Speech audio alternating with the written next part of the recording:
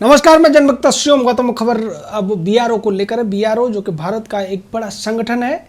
ये border area में पुल बनाने का काम करता है और आज इसने देश को 6 पुल समर्पित किए, जिनका उद्घाटन भारत के रक्षा मंत्री राजनाथ सिंह ने ई कॉन्फ्रेंसिंग के जरिए किया।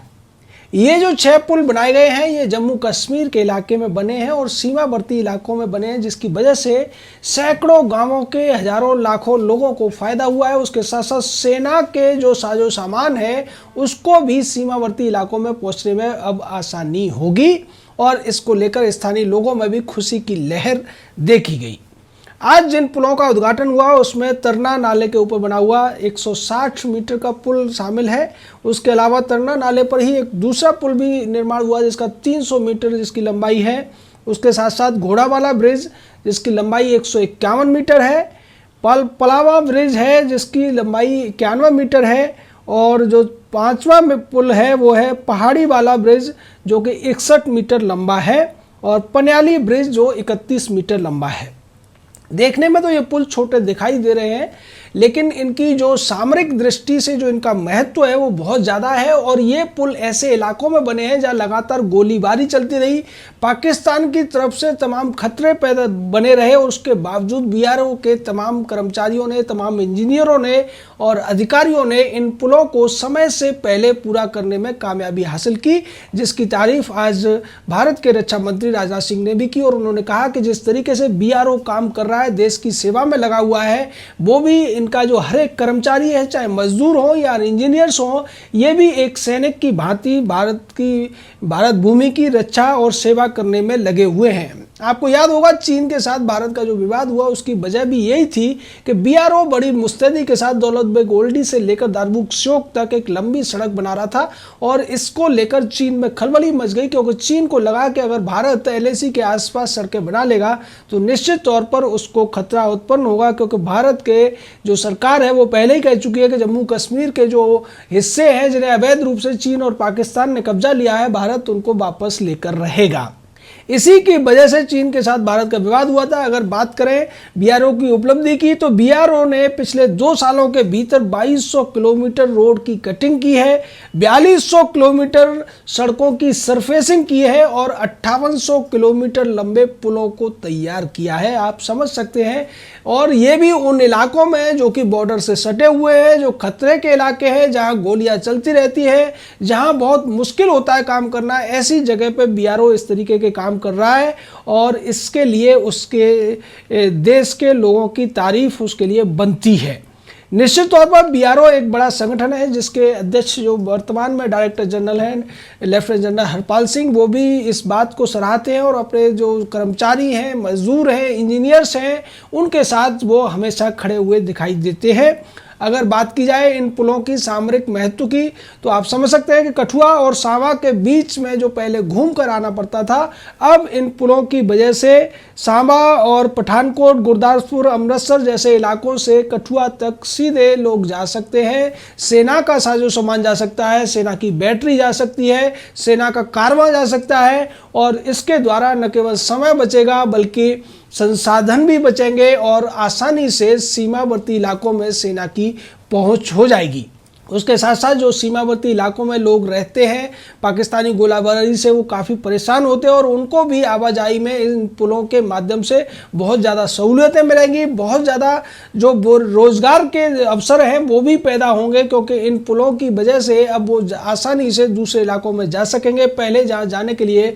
उन्हें कई किलोमीटर एक्स्ट्रा चलना पड़ता था या फिर रास्ते बहुत ज़्यादा खतरनाक हुआ करते थे। तो बीआरओ एक तरफ सेना को मदद कर रहा है, दूसरी तरफ स्थानीय लोगों के लिए भी जिस तरीके से मदद कर रहा है, उसके लिए आज रक्षा मंत्री ने स्पष्ट कहा कि बीआरओ अपने काम में पूरी ताकत के साथ लगा हुआ है। और बीआरओ के डायरेक्टर जनरल हरपाल सिंह ने भी कहा कि उन्होंने अभी 17 पुल बनाने का काम उनके पास है, जिसमें से 6 पुलों का उद्घाटन हो चुका है। उसके अलावा वो अभी 5 पुलों को और जल्दी 1 महीने के अंदर तैयार कर लेंगे और बाकी के बचे हुए पुलों को मार्च 2021 तक तैयार कर लिया जाएगा। और ये सभी पुल और सड़कें लक्षित जो समय है उससे काफ़ी पहले बनाकर हम दे रहे हैं, क्योंकि हमारे लिए राष्ट्र सेवा ही सबसे ज़्यादा महत्वपूर्ण है और इसको लेकर किसी भी बात का संदेह किसी को नहीं है। क्योंकि बीआरओ ने जिस तरीके से एलएसी के आसपास सड़क बनाई थी वो इतनी जल्दी तैयार की, गलवान नदी के ऊपर जो पुल तैयार किया गया उसकी भी तारीफ प्रधानमंत्री ने भी की। और इस तरीके से ये जो संगठन है देखने में छोटा है, लेकिन उसके बावजूद इसके जो काम हैं वो बहुत ज़्यादा बड़े हैं।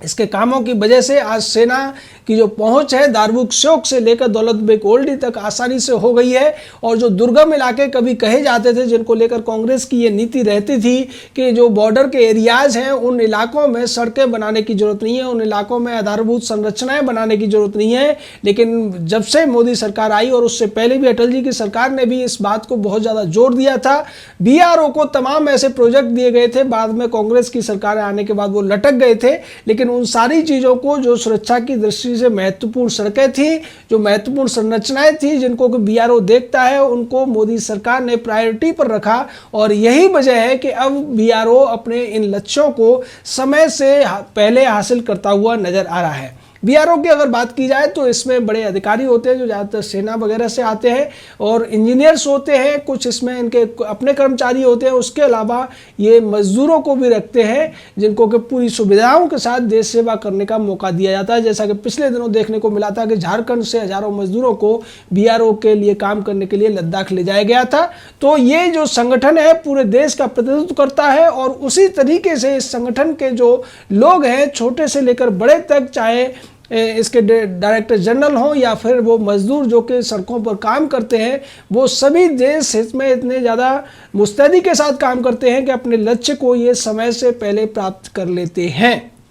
और उसकी वजह से अब जैसा कि अखनूर का सेक्टर है, जम्मू सामा कठुआ के ये जो सेक्टर हैं, यहाँ के लोगों को बहुत ज़्यादा सहूलियतें मिलेगी। ग्रामीण लोग भी इस बात को मान रहे हैं और वो ये कह रहे हैं कि जैसे ही मोदी सरकार आई थी तो हमें उम्मीद जगी थी और इस काम में स्थानीय सांसद से लेकर तमाम अधिकारियों ने जिस तरीके से मदद की उसको भी सराहा गया। और उसकी वजह से अब गाँव तक जो विकास पहुँचने की बात की जा रही थी मोदी सरकार के द्वारा, वो लगभग सच होती हुई दिखाई दे रही है। और ऐसा कहते हुए बहुत से लोग तो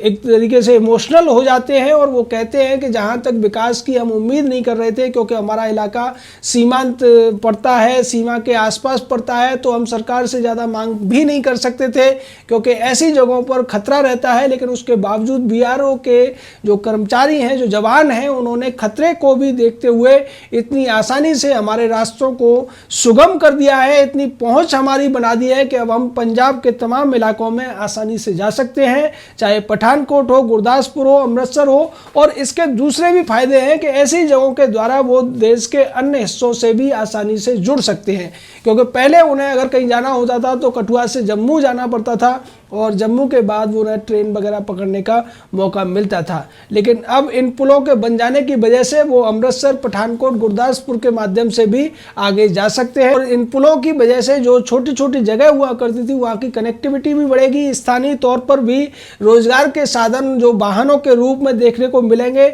और साथ ही साथ जैसे अगर कोई किसान है तो किसान भी अपनी उपज को वो देश के जो दूसरे हिस्से हैं उनमें आसानी से पहुंचा सकेगा, क्योंकि अब उनके पास कई विकल्प होंगे। पहले एक ही विकल्प हुआ करता था कि उन्हें एक ही रास्ता अपनाना था, लेकिन अब वो इन रास्तों के द्वारा भी पंजाब के मेन लैंड में जा सकते हैं और वहां से वो देश के दूसरे हिस्सों में आसानी से जा सकते हैं। तो ये जो कनेक्टिविटी होती है ये बहुत ज़्यादा ज़रूरी होती है किसी भी क्षेत्र के विकास के लिए। और जिन क्षेत्रों में कनेक्टिविटी अच्छी होती है, जिन क्षेत्रों में रोड, सड़क हो या फिर रेल लाइनें ज़्यादा होती हैं, वहाँ पर विकास की जो तेज़ी है वो बेहतर तरीके से देखी जा सकती है। और अब इन पुलों के बन जाने की वजह से बॉर्डर एरियाज़ के खासकर जम्मू कश्मीर और जो इनका इलाका है पुंछ जैसे क्षेत्रों से या कठुआ सांवा के क्षेत्रों से भी उनको अपना मेन स्ट्रीम में जुड़ने का मौका मिलेगा और लोगों के अंदर इसको लेकर काफ़ी ज़्यादा उत्साह देखने को मिल रहा है। वहीं दूसरी तरफ बात की जाए तो सरकार ने भी इस मामले में पूरी तरीके से